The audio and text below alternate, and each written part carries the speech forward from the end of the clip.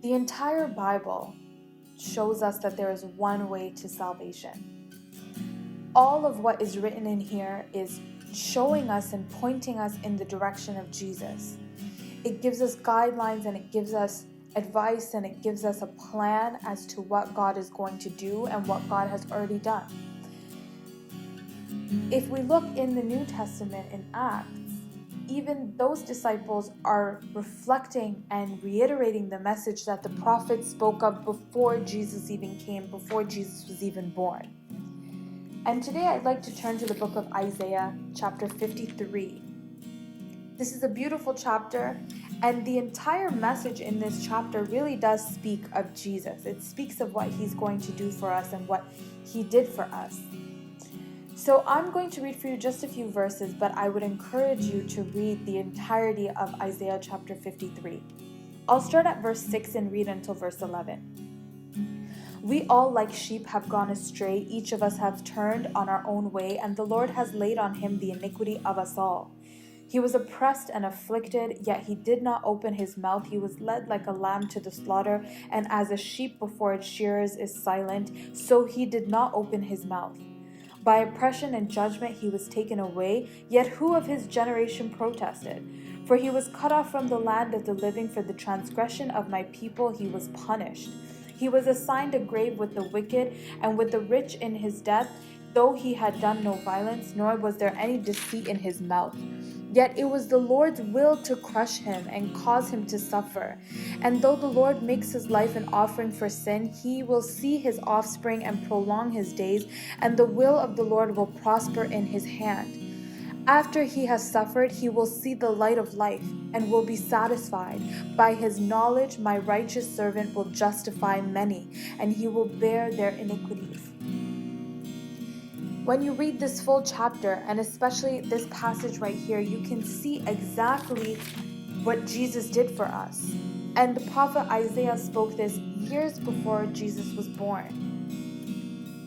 The Bible makes no mistake in letting us know, and it has no secret, and it explicitly lets us know that Jesus is the way to which we have salvation. He takes on our sin and our iniquity. He was oppressed and afflicted, but he didn't complain, he didn't protest, he didn't rise up against it and say, I'm not doing this, I am God, and smite all of us and destroy the whole world. But he humbled himself like a sheep that was going to the slaughter. He kept his mouth closed. He took on our pain and he took on what should be our punishment. And he let himself be crushed. And he let himself suffer. And the Father watches his most beloved Son endure this pain. And even though the Father's heart aches, he knows that there is a joy that is coming. He knows that he will see the light of life and he will be satisfied. And he knows that because of what Jesus is doing, many, including you and I, will be justified. We will receive salvation. We will receive the forgiveness of sins, and that itself is enough for him to go through it. That itself is enough for Jesus to say, yes, I will die on the cross. That is enough for the Father to look down and say, yes, I let my Son die for the people that I have created, for the people that I love. And anybody who believes in this beautiful thing that Jesus is doing for us today will never perish, but have eternal life. Whoever you may be today, I challenge you to stop doubting the message of the cross. Stop doubting what Jesus has done.